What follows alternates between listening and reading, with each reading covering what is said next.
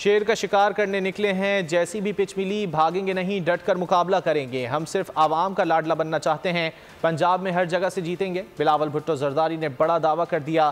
PP chairman ने मुल्तान और बहावलपुर में खिताब में कहा कि मियाँ साहब ने बताया कि इक़्तिदार में आकर सिर्फ इंतकाम लेंगे। PTI भी मुकदमात से बचने के लिए हुकूमत चाहती है।